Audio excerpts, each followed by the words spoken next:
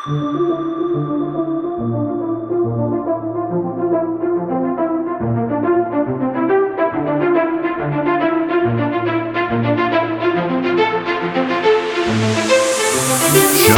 Music.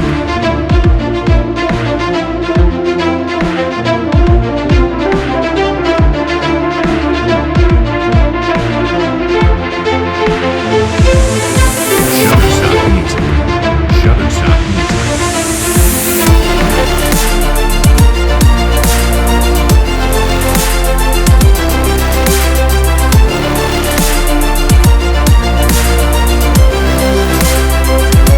Shutterstock Music.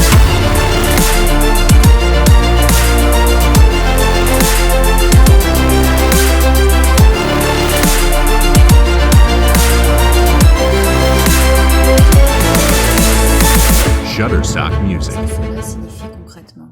Il s'agit maintenant de vivre en tenant compte de tout ce que nous sommes. Inutile d'essayer d'atteindre des états que d'autres ont vécus. Ces tentatives relevant plus de la fuite que de la réalisation ne procurent que peu de satisfaction. Vivre sa vie avec la conscience de sa propre réalité ouvre sur un vécu satisfaisant et gratifiant. Concrètement, nous pouvons créer des relations basées sur des rapports égalitaires plutôt que hiérarchiques, revisiter notre façon de consommer ainsi que notre rapport à l'argent et à la sexualité. Certes, nous tâtonnerons durant un moment, mais nous trouverons de façons d'être et de faire en conformité avec notre réalité actuelle. Être conscient que nous sommes source nous installe au cœur du champ infini des possibilités. En tant qu'humains, nous sommes son passage et son instrument. Lorsque nous nous sommes libérés de nos plus grandes peurs, que nous avons transformé nos croyances limitantes, lorsque notre regard est lucide et que notre cœur est ouvert, nous pouvons jouer le jeu de la vie avec légèreté et créativité. L'homme nouveau. L'homme nouveau se situe au carrefour de 4 grands axes. Le yin, le yang, gauche, droite, le ciel, la terre, haut, bas, le yin exprime l'ouverture, l'accueil, la créativité et la perception. Le yang fait référence à l'action, la droiture, la direction, l'expression. Le ciel représente la lumière, la source, la conscience et l'intemporel. La terre symbolise notre condition humaine, nos émotions, nos croyances, tout ce qui se transforme en nous. Lorsque ces 4 aspects fondamentaux de notre expression atteignent un certain niveau de maturité et d'équilibre, alors apparaît l'homme nouveau. Nous le reconnaissons à son originalité et sa force intérieure. Il dégage un parfum unique. Ne cherchant à convaincre personne, il assume ce qu'il est avec confiance, authenticité et ouverture. Les pièges de la non-dualité. La non-dualité est une voie spirituelle conduisant à la réalisation de soi. Le chercheur qui emprunte ce chemin sacré est amené à voir que le soi est la réalité ultime, que l'absolu est en tout, qu'il transcende, contient et embrasse tout ce qui est. La désidentification au corps et au mental conduit à la réalisation que notre nature véritable est présence silencieuse et que notre individualité est l'une des nombreuses manifestations dans la matière. Cette voie axée sur l'impersonnel comporte cependant de nombreux pièges. En effet, plusieurs chercheurs spirituels engagés sur cette voie d'éveil ne sont pas toujours conscients qu'ils cherchent essentiellement un soulagement à leurs souffrances, un sens à leur vie, une solution à leurs problèmes essentiels. Ces personnes ont souvent une authentique démarche spirituelle, un réel désir d'union avec le soi. Néanmoins, tant que l'ego est blessé, la recherche du soulagement prédomine. Un sérieux travail de guérison de l'ego sera donc nécessaire à quiconque souhaite emprunter ce chemin. Tant que les racines du mal-être n'ont pas été coupées, l'ego souffrant récupère les fruits du travail et se renforce bien plus qu'il ne s'affaiblit. La profonde souffrance de l'ego est une névrose. Nous en sommes tous plus ou moins atteints. L'éveil à soi ne guérit pas la névrose, il permet de s'en dissocier. Comme elle est toujours présente, elle continuera d'affecter la personne, bien qu'elle soit éveillée à sa vraie nature. Se camper dans l'idée de vouloir disparaître ou défendre le postulat qu'il n'y a rien à faire est souvent le symptôme de problèmes profonds transférés en spiritualité. Voici ce qu'a écrit Sri Aurobindo à ce sujet. Ces choses, quand elles pénètrent ou se déversent d'en haut, elles apparaissent avec une grande force, suscitent un sentiment très vif d'inspiration ou d'illumination, une grande sensation de lumière et de joie, une impression d'élargissement et de pouvoir. L'apprenti yogi se sent libéré des limites normales, projeté dans un monde d'expériences nouveaux et merveilleux, empli, élargi, exalté. Par ailleurs, ce qu'il vit se confond avec ses aspirations personnelles, ses ambitions, ses conceptions de l'accomplissement spirituel et les pouvoirs surnaturels qu'il a acquis.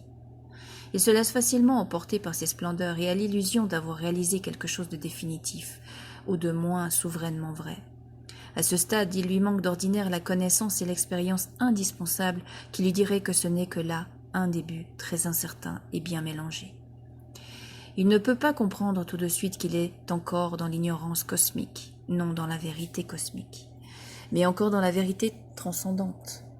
Toutes les idées, vérités formatrices ou dynamiques qui ont pu descendre en lui sont seulement partielles et d'autant plus amoindries qu'une conscience encore impure les lui a offertes.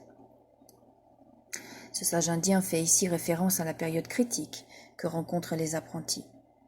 La nouvelle éveillée vit une période transitoire où l'ego est fréquemment dans le déni de sa propre identité. Il proclame que tout est illusion, ajoutant ainsi du néant à une vie souvent déjà dénuée de sens où la joie est absente. La vérité de l'éveil se dissout. La croyance que nous sommes séparés. La dualité sujet-objet est anéantie puisque le sujet n'existe plus. La séparation qui opposait les phénomènes à être s'est envolée. Seule l'unité demeure. Le vide vivant apparaît comme la plus grande évidence. La présence accomplie, les gestes président en relations qui sont maintenant empreintes de douceur et de bienveillance. Dans la première étape, la vision se porte sur le non manifesté, l'absolu. Dans la seconde, elle se porte sur la manifestation, les phénomènes. Cette seconde période est l'objet d'une prodigieuse découverte. Je suis tout. Je me reconnais à travers la multiplicité. Je me rencontre dans chaque être humain. Arbres, fleurs, nuages, tout est soi. Le cœur s'ouvre, aime et se reconnaît en toute chose. C'est profondément extatique. Un courant spirituel appelé Néo-Advaita, né il y a quelques décennies, proclame au travers de ses enseignants que dans la réalisation de soi, je n'existe pas. Tout est illusion, il n'y a pas de chemin, il n'y a rien à faire, il n'est pas nécessaire de faire un travail sur soi. Ces propos coupés de la réalité ont un certain écho auprès de ceux qui ont du mal à vivre et cherchent un exhaustoire. Il est amusant de constater qu'il y a forcément une personne qui témoigne du fait qu'il n'y a personne ici. L'ego qui affirme ne pas exister. Lorsque la conscience personnelle bascule dans la conscience impersonnelle, ceux qui nient le je individuel n'ont pas encore vécu la naissance de soi en soi. Ce passage est appelé résurrection dans le catholicisme. Le nouveau soi naît d'un élan du cœur, il se présente avec la fraîcheur et la candeur d'un nouveau-né. Il est ouvert, disponible, se laissant traverser par la vie. Son origine n'est pas le mental, mais la source divine, vivante et vivifiante. Cet ego est une émergence de l'impersonnel dans le personnel, ici et maintenant. Il n'y a plus de réputation à défendre, plus d'image de soi à soutenir. Un incommensurable autorisation à exprimer les multiples facettes de la vie se fait jour. Les efforts pour tenter d'être bien, correct, pertinent, adapté, fort, etc. sont remplacés par une acceptation inconditionnelle de ce qui est. Le juge intérieur a disparu au profit d'une présence aimante. Les expériences vécues par ce nouvel ego mature s'affaisseront au fur et à mesure qu'elles se produiront, ne laissant aucune trace. L'émouvante beauté de l'être humain réside dans le fait que la sagesse du cœur ne s'acquiert pas soudainement, mais au fur et à mesure de l'embrasement du contenu de la conscience, par l'amour inconditionnel. L'amour transperce chaque création pour révéler le soi. L'ouverture du cœur trouve son apogée lorsqu'il est réalisé que tout, absolument tout, est soi. Si l'éveil à soi est soudain, l'ouverture du cœur est un processus qui s'étale dans le temps. Il consiste à embrasser chaque objet perçu comme n'étant pas soi et à l'aimer jusqu'à ce qu'il soit évident qu'il est soi. Toute voie spirituelle n'aboutissant pas à l'ouverture du cœur n'est ni complète ni satisfaisante. Certains croient que l'éveil met fin au personnage. Il n'en est rien. Lorsque la conscience se désidentifie du personnage, l'ego change de position. Il cède la place au pseudomètre et prend celle du disciple. Il ne disparaît pas et n'en est pas transformé pour autant. Les mémoires qui n'ont pas été effacées ne le seront pas avec l'éveil. Leur impact est certes amoindri, mais elles resteront actives. Fréquente l'étape du déni de l'individualité peut être plus ou moins longue. Parmi les croyances qui font perdurer cette période dite impersonnelle peut se trouver celle d'être au bout du chemin ou d'avoir atteint un niveau exceptionnellement élevé, ne pouvant être dépassé. Certaines personnes ayant du mépris pour leur humanité ou une vie très difficile à vivre préfèrent le nier et s'en couper. En ce cas, l'identité de cet ego est non-être ou non-existence. Dès que la conscience voit le déni de soi, elle réintègre le personnage et peut s'atteler à le transformer. Je n'adhère pas aux voies spirituelles stipulant que le but du chemin est de se fondre dans l'être, Bouddha, Dieu, pour finalement disparaître en lui. Je suis cependant en phase avec une spiritualité qui invite à être présent ici et maintenant, assumer totalement tous les aspects de soi humain et divin, vivre en conscience, réaliser les désirs de mon cœur, jouer pleinement la vie, intégrer les expériences passées qui créent en dualité intérieure. Nous avons besoin de ce personnage pour vivre notre incarnation. Le nier, c'est nier une partie importante de soi. Nous entendons souvent les personnes spirituelles dire qu'elles n'ont plus de moi. Tiens, j'ai le souvenir de l'avoir moi-même affirmé. C'est mon expérience à ce moment-là, une expérience délicatement de mon personnage, une expérience riche et déstabilisante, que j'ai comprise plus tard et intégrée au fil des années. Ce moi est devenu et s'est transformé. La chenille est devenue un papillon. Si l'éveil avait été l'occasion de se faire passer l'ego au second plan, ce fut également l'occasion de le modifier. Un travail sur moi consistant à mettre en lumière et à transformer mes croyances, mes blessures et mes modes de fonctionnement m'a permis de devenir un papillon au cœur unique et lumineux. J'aime ce que je suis devenu. Je n'ai jamais été autant en accord avec toutes les parties de moi, même avec celles qui sont atteintes du relooking. Je suis heureuse de vivre ma vie avec un moi serein, dynamique et rayonnant. Peu importe le chemin, tous les chemins se valent. L'important est de suivre un chemin qui est du cœur. Carlos Castaneda. Changer le monde ou son regard. En toute amitié, je vous invite à regarder honnêtement votre sentiment à propos des autres, du monde et de vous-même. Ce que vous en dites est un atout précieux. C'est le fil conducteur qui vous aidera à remonter à ce qui en vous a besoin d'être guéri ou transformé. Selon vous, comment va le monde dans lequel nous vivons? Comment sont vos proches?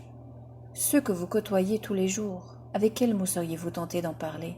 Et vous, quels mots pourriez-vous utiliser pour parler de votre vécu? La façon dont nous décrivons le monde est le reflet de celui qui regarde. Il serait facile, en lisant ces questions, de s'installer dans un espace où il est vu que tout va bien et de réprimer ce qui est en soi et si souvent heurté par l'expérience humaine.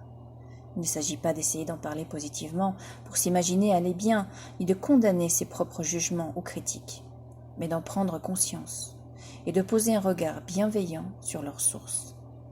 Les êtres humains sont fondamentalement bons. Lorsqu'ils condamnent, jugent ou critiquent, ce n'est pas eux qui s'expriment, c'est leur souffrance. Si nous ne pouvons pas changer le monde, nous pouvons changer notre regard. Comment changer notre regard? C'est en posant un regard aimant sur qui a été heurté que tout se transforme. Nous passons plusieurs années à vouloir changer le monde, ce monde qui affiche une réalité parfois cruelle, des conflits armés, la faim dans le monde, l'exploitation de l'homme par l'homme, une planète qui suffoque. Tout nous donne à penser que ce monde est laid et sinistre. Lorsque nous voyons des adolescents captifs de la drogue aux mains des dealers sans scrupules, lorsque nous voyons des couples se détruire et des enfants abusés, nous voulons que cette réalité morbide cesse. Lorsque nous ne trouvons plus de sens à notre vie, que la joie a déserté notre espace et que le grand vide nous habite, nous la souhaitons autrement, et à juste titre. La guerre, les abus, la violence et le vide intérieur ne sont pas notre état naturel. Cet immense inconfort est le reflet de notre malaise intérieur. C'est un appel de la vie à la vie afin qu'elle se transforme. Rien n'arrivera de l'extérieur.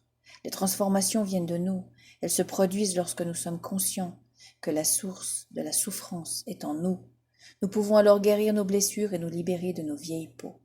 L'appel est lancé à chacun afin que nous regardions d'un peu plus près ce qui nous habite afin de le transformer. Chaque transformation modifie notre regard, qu'il n'y a pas de séparation entre ce qui transforme et ce qui est transformé.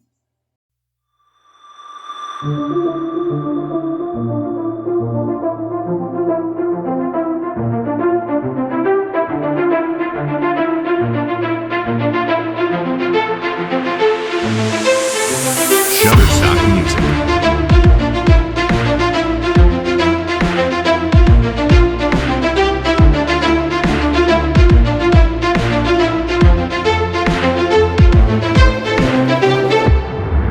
Shutterstock Music.